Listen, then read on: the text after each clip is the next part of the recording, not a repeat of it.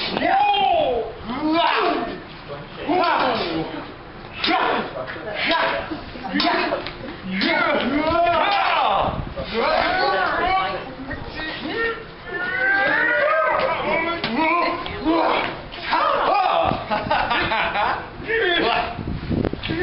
figure eight defense. Oh, I must find the match for this figure eight defense. Aha, he's distracted.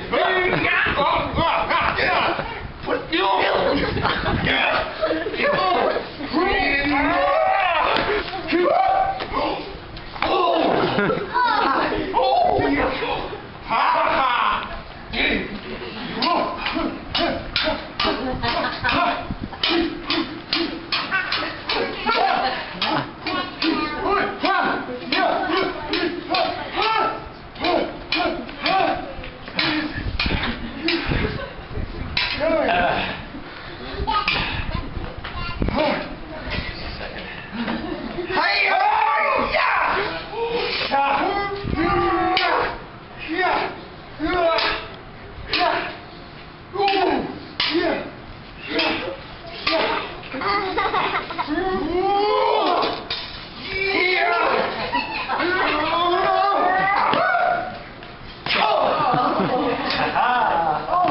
That, ladies and gentlemen, is what victory looks like. It looks like this!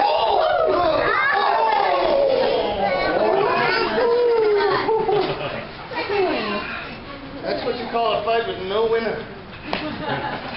Thank you very much!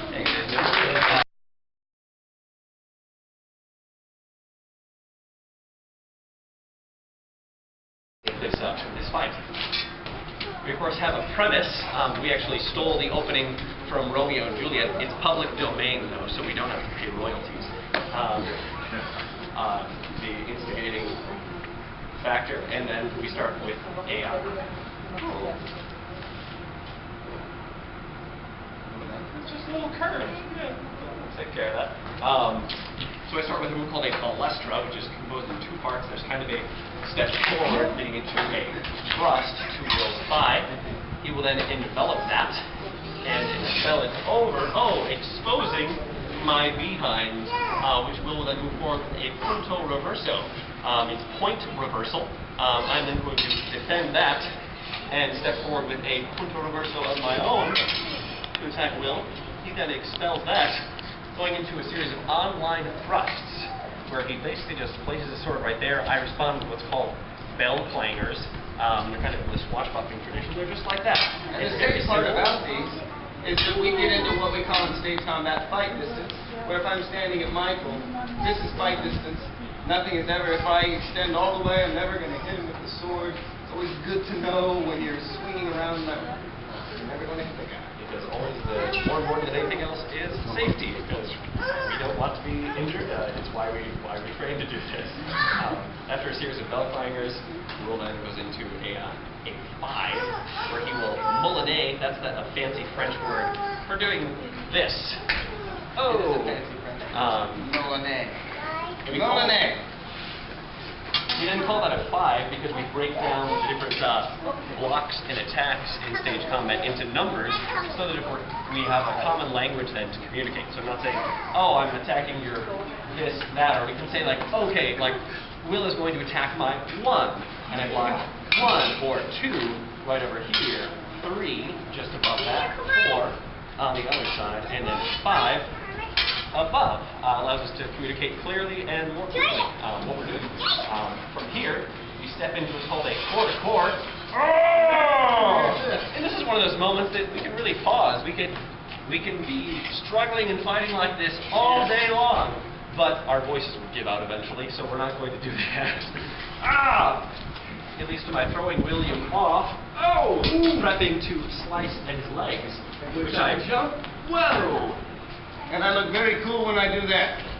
Jump over the blade. He does look cool. I then, in a silly way, try to get rid of this blade here. Once, and I miss. Twice, and I miss.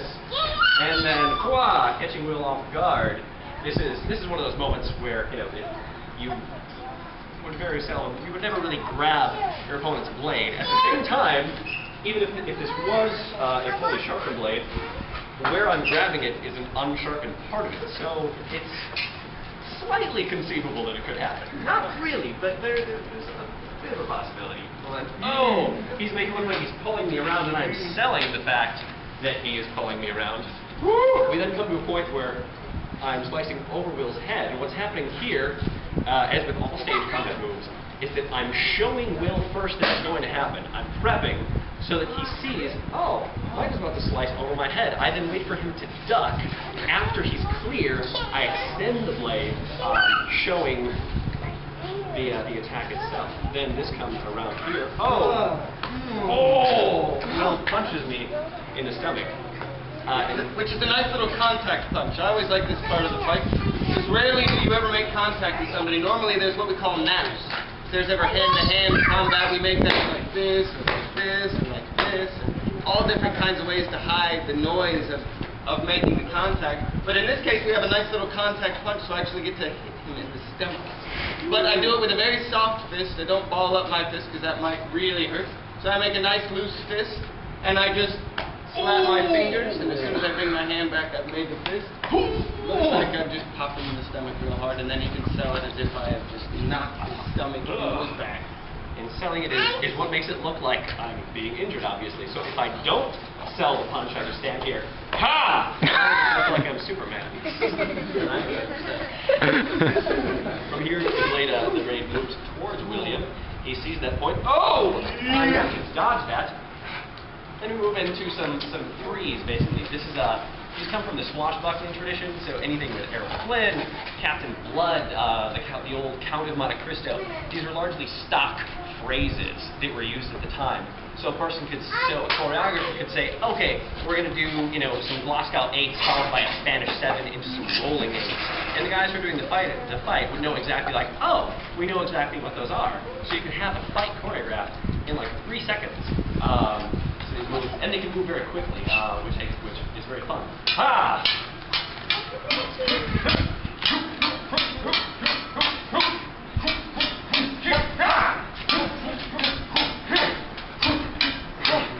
It's exhausting.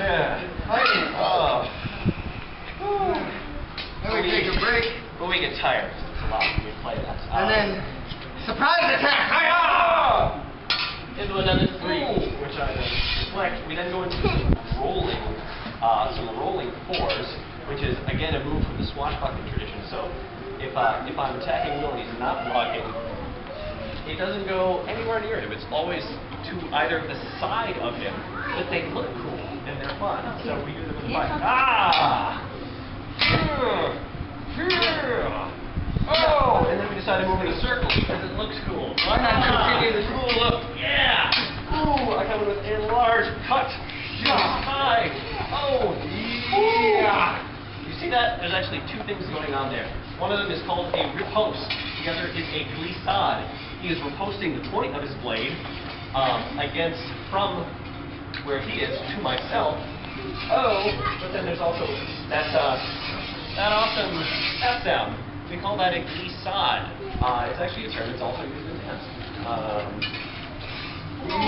Here, I then pull William through. Oh, because he's overthrew myself. Coming in for a headbutt. Again, we have eye contact. I show that I am indeed going to headbutt him. I see that Will's there with me, and I. Oh, it hurts. I proclaim my own victory. Ha-ha! I have defeated William. And what's important with that there is that I rotate my pelvis forward, so it's actually really the back of the leg and buttocks that are coming into contact with his foot. Nothing important.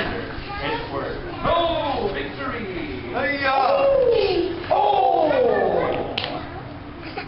And then sweet revenge for him gets me too. Indeed, and thus we have... That is our silly fight broken down.